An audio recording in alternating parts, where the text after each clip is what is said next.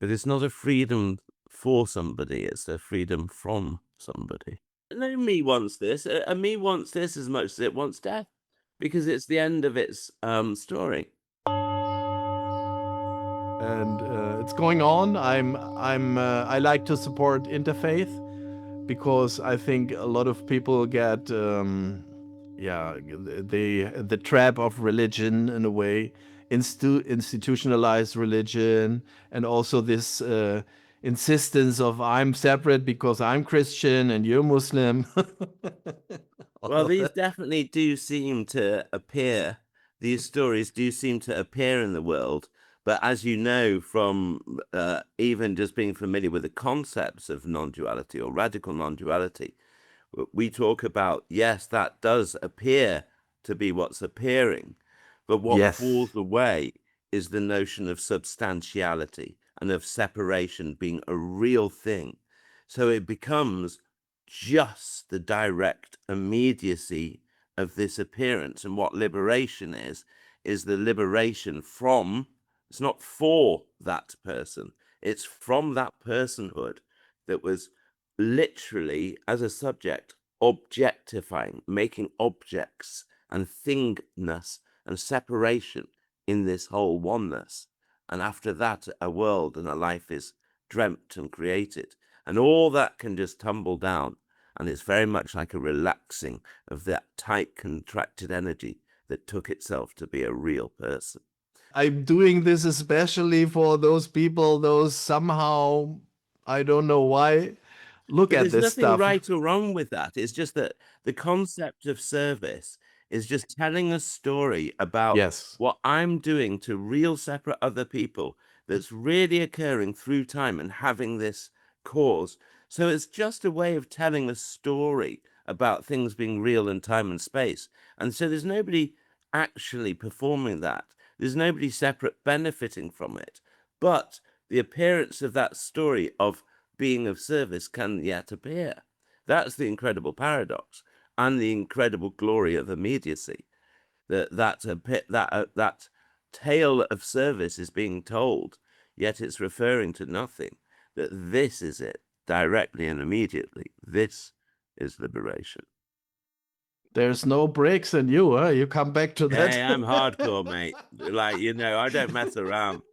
Look, in the story of Tobias, I was a long-term monk every day in the temple. Before that, I was very psychonautically investigative, all sorts of seeking and great, passionate, uh, purposeful. With my free will, I sought to find liberation. And the hilarious result of that, big inverted commas there, is that what's seen and what was always longed for is the falling apart of the tension of that feeling and the burden of this is me and this must make sense. This must be a meaningful life that I'm living, and the burden of this even to be meaningful. Because I tell you, my friend, this journey does not end in knowing. It ends in a relaxation into complete unknowing. And that's not intellectually satisfying to a me. It's energetically what's yearned for. The great falling into nothing. I sing overtones, so I'm Yeah. inclined to do concerts where people can relax. Just to be clear, though, I'm not implying that an individual or a me has Yeah, a tension that he needs to get rid of. I'm saying right. that that tense energy is that me. That's the great um, uh, impersonal revelation, is that it's essentially the feeling of being a subject, of being I am me here. This is my border. That's the world. What now? How do I deal with this? And that tension and that belief that I'm dealing with the world and I must have this cause and effect, and I hope people don't look at me like this. And all that energy is what keeps that spin of that me going, building up that fantastical illusion of its life being real in time and space. And all those things fall apart together. Then what could be said and who's saying it? And that's the Nothing. delicious madness that these words are truly meaningless, truly divinely meaningless. They're pointing to nothing. It's just what's appearing to be said. It's crazy. It's crazy. I admit. I put my hands up. I still want to find this moment where I can like cut into the interview. We are already. So I thought I had this idea. Yeah, I will ask you. Maybe tell me a story, even if it's made up Stories are fine. about yourself. Stories are still fine. Stories can still Who are happen. you? Who are you? Well, if you're asking that question seriously, who am I? It's like saying, who are you, as opposed, well, are you this as opposed to that? And that's what falls apart. The reality of things being really separate. So I could answer that question. There could be an answer in saying, hey, my name's Tobias, I live here. But there's nothing experiencing or owning the saying of that. It's just those words appearing, equally as meaningless, pointing to nothing, there being nothing other than just this that could be pointed to. So there's not a this that can be pointed to. The pointing is just this wholeness as well, an inescapable wholeness. And that's what non-duality is. It's a readiness energetically to hear that this is it already. And that's annihilation, and that's liberation. In Advaita Vedanta, they say Tat Tvam Asi, which means, I guess, more or less the same. There's nothing else than this, right? And Yeah. still, a lot of people, maybe they turned on their little computer and now they are watching this, listening to this, and they want to get something out of it. What would you is there anything that can help them? What can they get out of What they it? want to get out of it is a solution to the lack of comfort of being and believing themselves a person and separate. That's what they're wanting. That's what they're hoping. Maybe they think this is a somebody who's, by dint of effort and insight, has gained some knowledge that he's now imparting. I tell you in all honesty that that's not what's going on here. That tension and belief that I can acquire knowledge that will, or I can perform a practice that will advance me to liberation, is essentially energetically the not hearing that this is it already. So that tension of the me-ness is inquiring into this, looking for a path to what already is.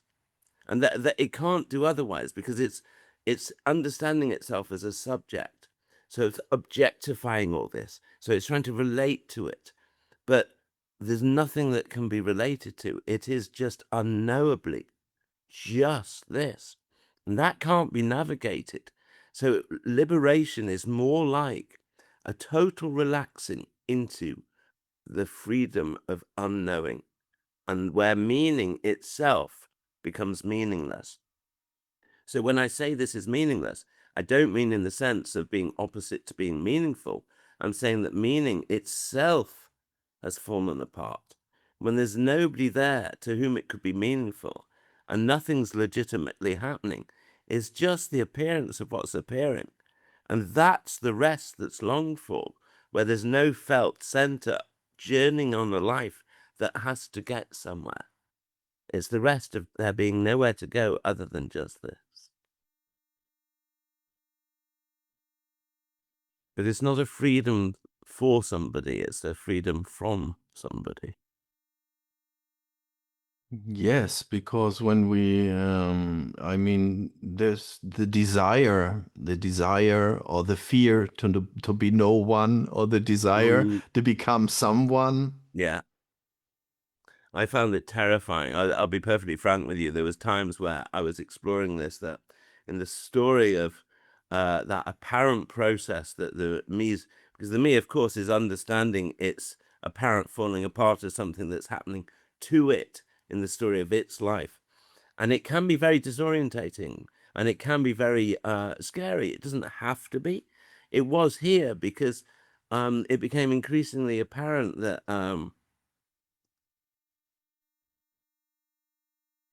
that me, there'd been a few glimpses, and it was increasingly apparent that the me wasn't going to be there at the end of the party to see what's going on, to know that I am liberated. And when that was really heard and seen, it was kind of like it had to be mourned, almost like being mourned. And it was terrifying, but at the same time it was the beauty of going from a belief of one day I and God will be one to just God is. And that's a profound humiliation and humility. And it's the seeing that there's just this, there's nothing separate having this. It's literally just these words appearing, these arms moving, this Zoom meeting appearing, and for it to be free to be just that, utterly unknowable. That's divine play. It's the play of a little child who doesn't have an understanding of its own existential locus as it moves through the dream of its life. It's just playing. It's just an appearance of a character play. That's what it kind of feels like, but not for Tobias. It's just there isn't that inhibition of an existential weight of there being a location called here and me. It's no different there. There could just be the illusion of attention that's being mistaken for that. There's an expectation maybe by some people, those are listening, there's an expectation that they reach a point where they can celebrate. Yeah, absolutely. Yeah, absolutely. Yeah. Yeah. And that's just saying that this isn't it. The idea that liberation is a something that's over there is just confirming that, oh, this isn't it. This isn't it. This can't be it. This can't be it. I hope for it. It's over there. Maybe it will happen to me. Now, those are all the, if anything, that's how the me's energy keeps itself safe from liberation. It doesn't want this. We yearn for it at a deeper energetic level, because that contracted energy wants of its own self, its own quiddity, its own natural essence, wants to resolve and relax. Not dissimilar to the tension of like, the only other example is like the subtle energetic tension of an orgasm is not an intellectual decision to let that energy resolve of itself. It very obviously wants to resolve. And it's like, yes is often said. It's very clear that that's what it's wanting to do. And it's like that tension that is the me. We don't know that's the case until that unravels. The me is, we think that's us, a person, a real person separate. But when it unravels, it's seen to just be nothing other than the energetic weight of belief that's put into all these stories that are kept spinning, that almost spin up the notion of the reality of this world, and it just tumbles down together like a soft bleeding out of the weight of meaning and of the idea of there being a point that's being traveled to, because it's just this already, or of there being hope, because what's hope for when there's already just fully this? And there's no meaning because there's no this means that. No, it's just this. Nothing separate knowing it. It's just fully divinely just this. And Tobias doesn't know that. That's not something I'm knowledgeably saying. That's not something that's not a position I've arrived at. That is just that being said. Nothing saying that. That's just those words. The natural reality is just saying that. It's no different there. It's just it can also appear like the illusion of that being owned, but it's already just this. This is liberation. This is liberation. It's no small thing. And isn't that also sometimes tension, or like when you're very relaxed, you look out for a little bit of problem, tension to make it more interesting, or you meet another person and you enjoy the tension to later have the release. Yeah, well, that's all the fun of the fair of being an apparent human person. None of that goes. It's just it's not owned. So nobody would be saying that's my life and I'm doing that. An interesting example that I only learned, this came up just the other day, and I've always struggled to explain this point, right? But I was having a one-to-one with a lady, and she was asking me questions, and it really cleared something up in my own thinking of how when I sort of sometimes talk about this. And she was asking lots of questions about, well, Tobias, do you still get sad? And I go, well, sometimes sadness can appear. If something makes this character sad, sadness will appear. It's just not experienced as something that's owned. It's not in a story. And she said, well, what about happy? I go, yeah, of course, happiness still appears. Again, it's just not owned. And she goes, what about lonely? And I go, well, not very much, but sometimes that can appear. But again, it's not owned. And then she said, well, do you feel lucky? And she said it. And as those words moved towards the thinking capacity, that my mind had no ability to deal with that. I couldn't work out what that meant, because the idea of their owning a life that had a quality that you could compare with another life, that this was my life, and it was a good my life as opposed to a bad my life. So that could never happen. That made no sense. I couldn't even process it. I could intellectually navigate what was meant by it, but nothing could respond to it in the way that somebody could say, yes, there is still sadness appears to be experienced, but the idea of being lucky and it kind of made it clear in my head that what goes also is that cognizance of one's own existential nature, even in the abstract. So, of course, there's no longer the feeling of meanness, there's just this. But in the talking and in the character, in the thinking, there's also like just an absolute, complete collapse of the notion of even what that could ever even mean. It's just a dissolution, a falling into the immediacy of just this. And that just cannot be navigated or understood. You had a long life. You reached some kind of an experience, some kind of nothing. Well, that's the paradox, because of course that's not true. No, because that would be a way of telling a real story about this separate person who Yes. had a me and then doesn't have a me, and that's just totally a story of the me. There's no me. There's already no me over there. The illusion is of there being such a thing called the me, and that's being felt here. And like in the absence of that, nobody is the feeler of that absence. There's never a me. It's always an illusion. It's never there. And in this illusion, we have feelings, and some feelings are good and bad. And people tend also to use it as a guiding system. Yeah, in a stupid way, or maybe in a very intelligent way, or whatever way. Like, okay, if it feels good, I go for it. If it feels bad, I stay away from it. Again, that would be awarding that story that you say with the notion that that's real things that really happen in time and space. But what's actually happening is just the immediacy of that story being expressed. And there's not another this which is being referred to by that story. So there's never any meaning in what's being said.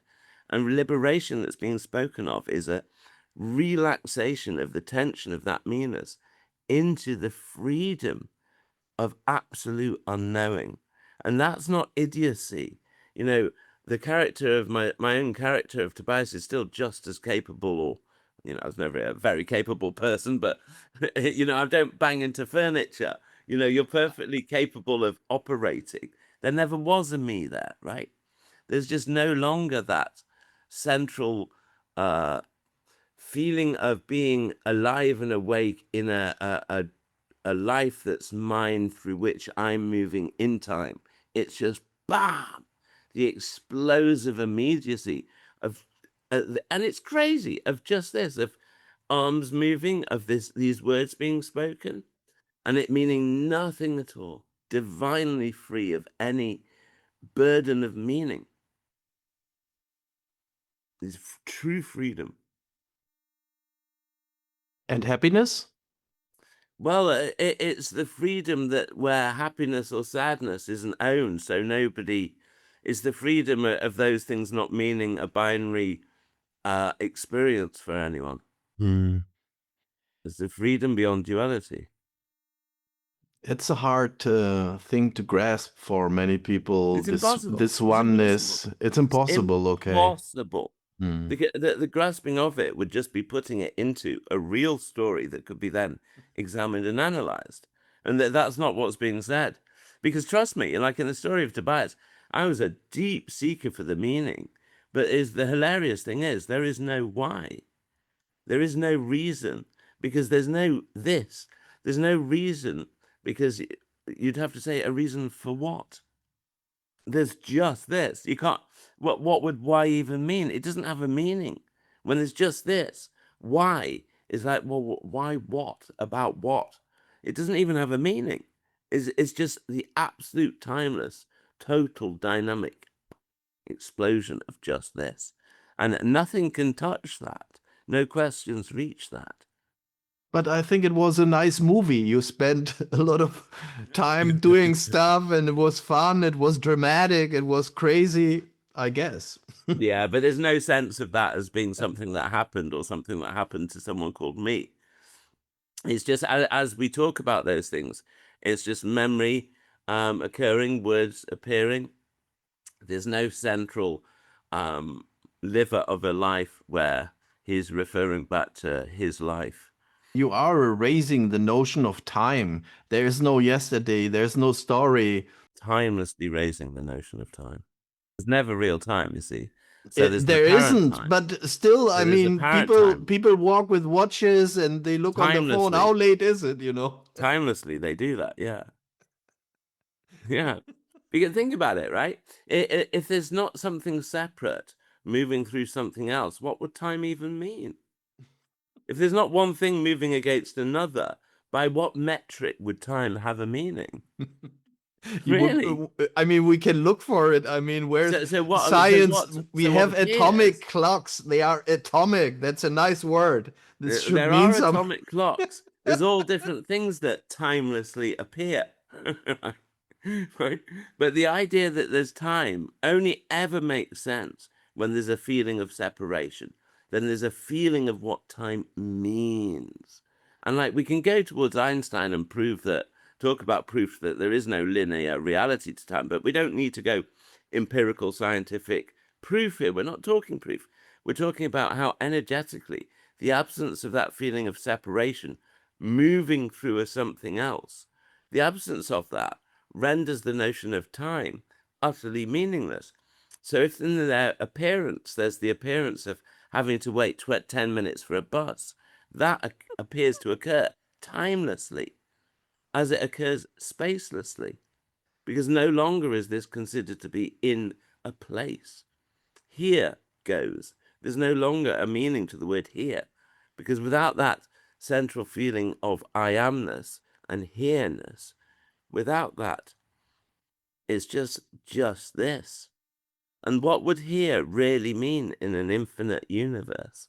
It all just depends on the reference point. Yeah, we can talk about that. And then maybe I go into the supermarket, I meet these people, and they are completely, maybe if they hear us talking, they say, well, maybe if they are right, there's a huge conspiracy going on. There's these others, and they make us believe in time and war, and wow, it's endless. Wow. I tell you what, it was a big change for me in the apparent story of this understanding, right? When it was seen that there's nothing that can ever be concluded from this appearance, because it's not really happening. It's not really occurring. So whatever conclusion's being drawn is always just a story that's just appearing to be being told. It's never about a reality that's really happening. And what appeared to occur here was there appeared to be a breaking up or a slowing down of that faculty that tried to extract meaning from this appearance. And it wasn't like some great acceptance, and it certainly wasn't something that was being done by somebody. It was just like a seeing that this appearance, whatever story that's put on it is just an attempt to make it real in time and space and make a causal story about it. And it just doesn't have that quality. It only appears like that from the purview of something that feels energetically separate. When that's not there, it has no positionality, orientation, time, nothing. It's just this appearance, not sitting in space and not sitting in time. Lots of people out there, they love stories and they want stories, and they use it kind of as fuel to keep the separation alive. It's very much practiced everywhere. Yeah, well, stories are the method by which we sort of narrate what the me believes its experience is. But the difference is, we could chat about the story of how we spoke on email last week, right? We could talk about that, but that's a story being told about that. There's nothing wrong about a story about that being told, but the difference is it's just without that sort of contracted separate sense of separation and separate self. That's just the immediacy of that story just appearing to be being told. It's not referring to a real thing called the past, which is separate to all that there is. And in that thing called the past, a real separate person did this real separate thing. Yet, hilariously, this story still gets told. And that's wildly paradoxical. And like it seems almost extravagantly and unnecessarily paradoxical, but yet that is what it's like. It's crazy. That story still gets told, but there's nothing here that would know what that past that I felt that I'm a person that had a past that happened in. Nothing even happens. When there's just this, there's nothing even happening because there's nothing that's real moving in time. It's just this, as explosive and as atomic as it could be. Yeah, that's might be disappointing for many people. Well, of course, no me wants this. A me wants this as much as it wants death because it's the end of its story. Yes, there's this thing we created. It's some call it the ego, right? This personality. This there is a person, and we look. Of course, we look for confirmation all the time. No, we celebrate our birthday. That dualistic thing's a deadened notion. This is dynamic, fresh, alive. It's just not a lived experience. It's just the character is free to just be totally free to be the characters. Nobody's living it, trying to make it this way or that. It's just totally natural. Just totally natural. I enjoy how everything unfolds. I'm just Mm. have to be the participant. Oh, well, not me, but things happen all the time, everywhere. It appears like that. It appears that they do, because that of course is the illusion. Because when I feel separate and a separate thing, me, I'm this thing, not that thing. Then what I'm viewing is real and separate and a thing too. So it's happening. It's changing in time. So that has consequence. So it's happening. And the story I tell about it isn't a story. It's something that happened. But without those facets of the illusion being in place, then it's just the appearance of that. And then nothing responds to that as a real thing. So it's just the saying of that. So if you and I had a evening out in the pub last week, we could be talking about it, but there's nothing that would be talking about a real thing. It would just be the words being said. And that's not cold or dead. It's the full aliveness of the play of just these words, free to mean nothing at all. Of course not. And then the next week after it, we can talk. You remember when we talked about the other day when we were. Yeah, sometimes I remember, sometimes I don't. Yeah, there's so it's kind of still it's exciting, and it's those came and still wait.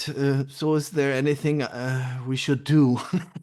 Well, this is the thing, isn't it? Of course, because like, I have a huge empathy for this because as a confirmed ex seeker myself, the frustration of that seeking and really wanting it. I mean, the first thing to say is that forget the me believing it wants it. It doesn't. It's its absence. It just believes it does. It's of no importance. What's really of a moment here is that it's the constriction and the felt tension of that energy that's in and of itself yearning to just I almost like fall backwards naked through warm dark air, just a letting go of all everything, a weight of existential the weight of existential being, of existence, of feeling like I'm in charge, I'm autonomous, I'm in charge of my me and I have to get it right. And that's the rest that we yearn for. But the irony is that it's already not authentically there. It's an illusion of that. So nothing needs to happen to make something that's already not there go away. It's just energetically a sudden, subtle hearing that it's absolutely just this. Very, very naturally reveals that not only is the I and the me an illusion, but it never ever was. And that's as it's an absolute an explosion. Liberation is not some chi little spiritual bauble that I will own and show off to my friends, right?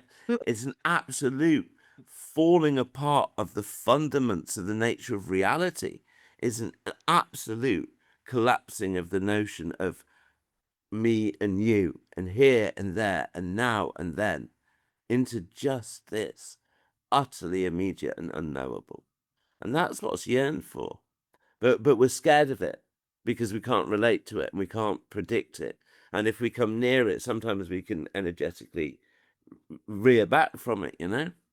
I have like the image of maybe me, like swimming in the pool, and I do the dead man, I'm just Mm. floating. And I felt like I'm held by divine grace. Mm. Yeah, so because there's this question, maybe why are we talking? Why are there people out there like people I met, they for themselves maybe have realized this in a way, not as a person, but something happened, and they have an effect on me. I mean, it's I see the value in it somehow, or think, yeah. Well, ideas of value with respect are, of course, of stories about separate things moving in through the continuum of time and changing. And the idea of all these things, again, they're stories and that they're valuable or that they're even happening. And it's just that tension of the me demands a reality of what this appearance is. It can't be relaxed enough to let it be what it is, which is just free and immediate and meaningless, right?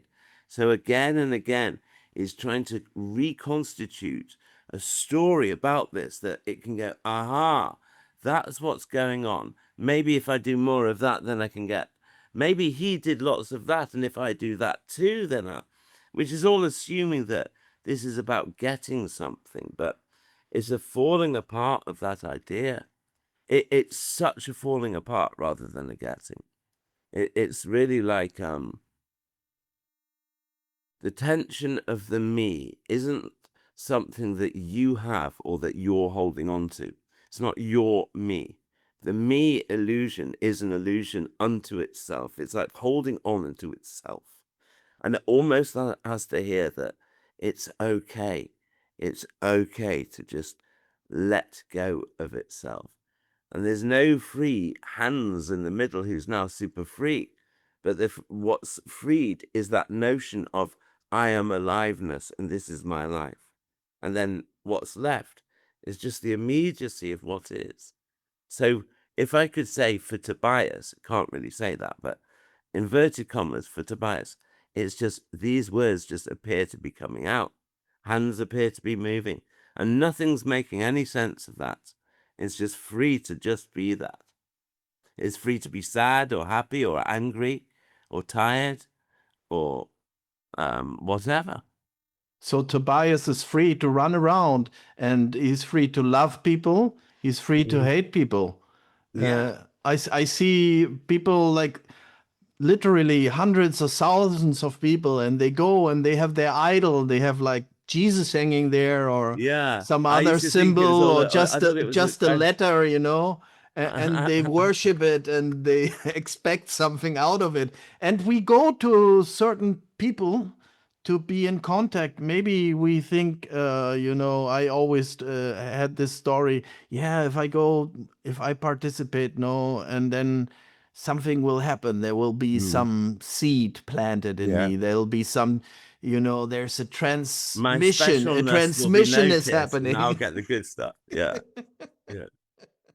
Yeah, these are all very seductive stories of the me, yeah. And it's all about not hearing that it's done already, that this is it. I mean, it's hilarious that there is no journey.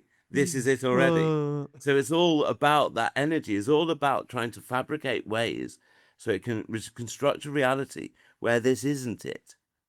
You know, so does it mean this? I can relate to it like that and then hope for it and try and work towards it.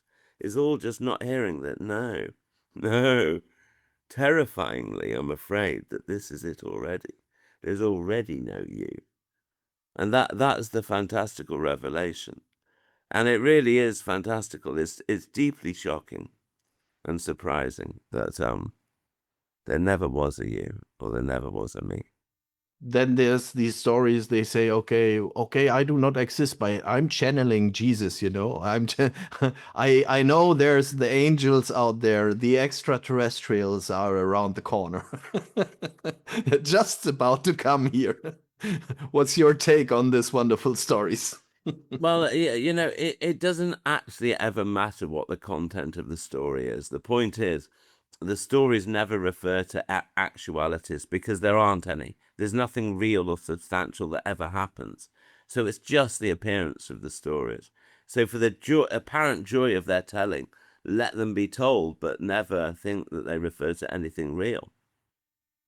Because there isn't anything referring to anything else.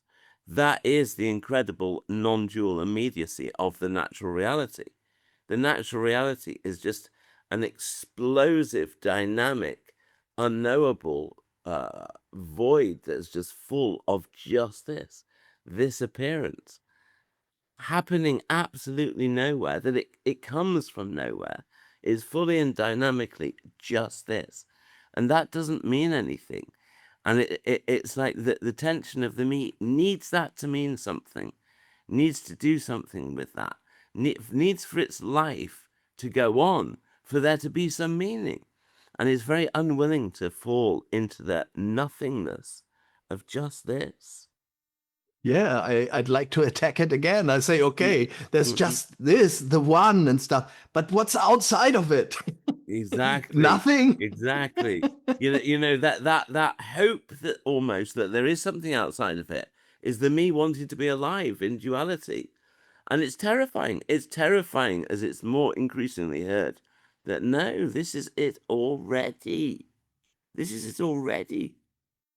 Because hearing that is the end. This is it already. If you're hearing these words, if it appears that you're hearing these words aren't coming from somebody called Tobias who's worked this out and this is now his position. This is directly coming from nothing. The natural reality is directly, we could at the most say, it appears that there's a direct exposure of the natural reality. That's not, even that's not meaningful. It's just what appears to be happening. No need to go anywhere. No need to go anywhere. There's nowhere to go and no one to travel on the journey. Oh, And and yeah, and that's feel how much that me fights it. It doesn't want just this. It wants to be sat back as a subject to have its opinions, even if it wants to hate it. It just so it can relate to it, you know.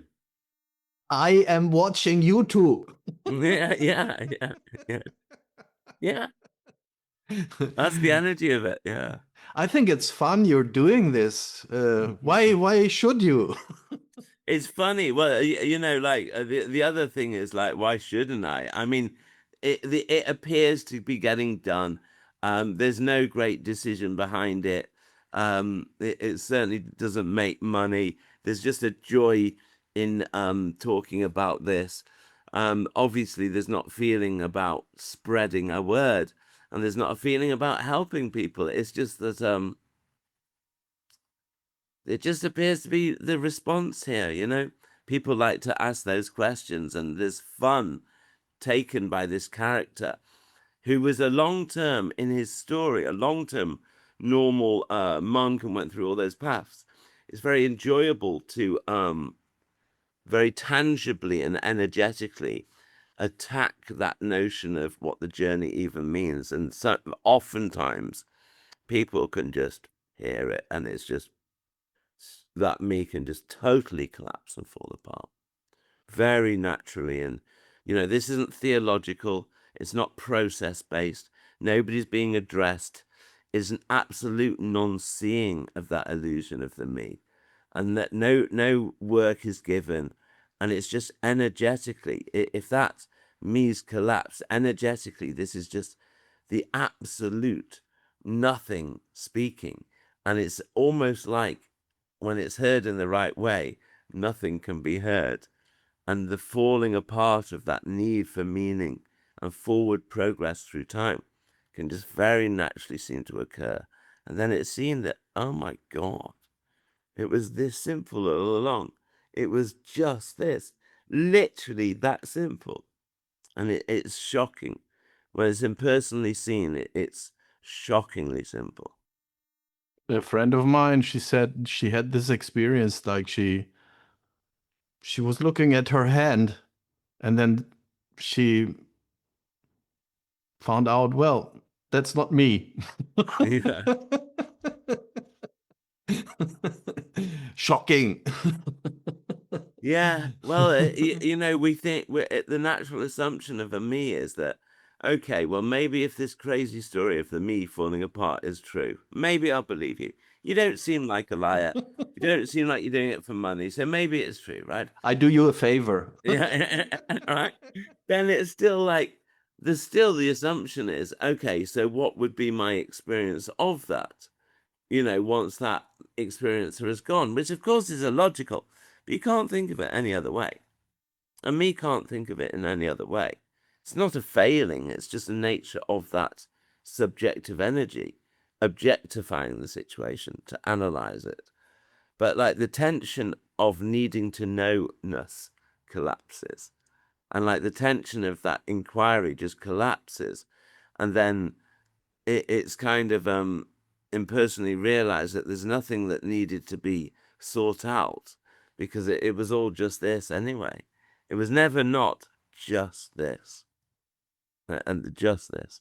There's no me, there's no mind. And then there's nothing but even if someone disappeared in this Mm. beautiful nothingness, I had the experience that some people they kind of fall back in the habit of explaining everything.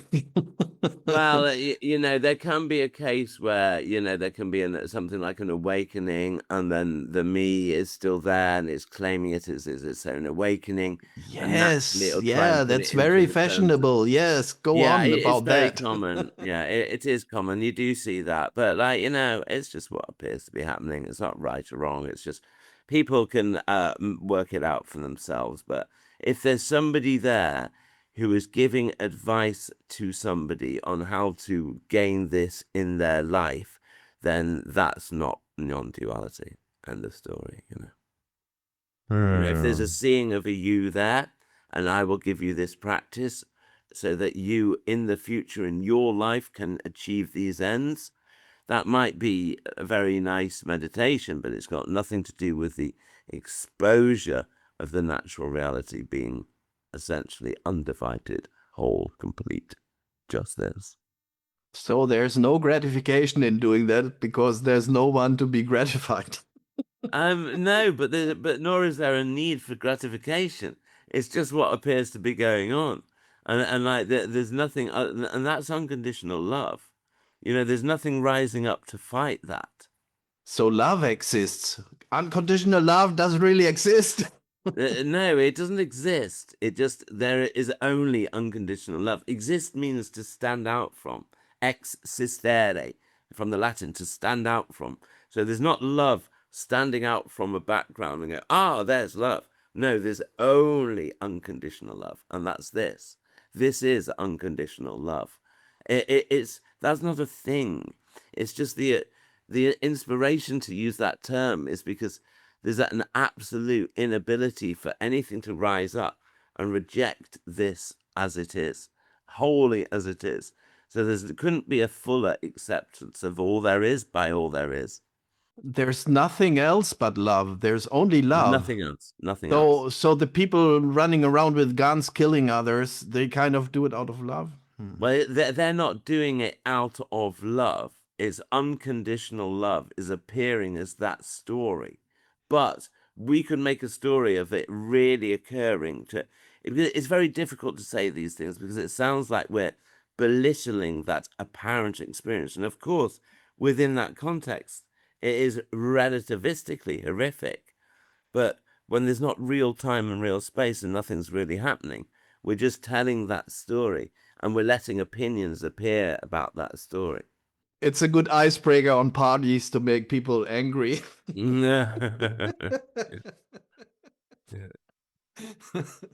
Oh, that's fun. It can't be underestimated how explosive this topic is, because radical non-duality is not by any means a philosophy. It's not another book on the shelf that you can take down and it be an explanation of the nature of reality.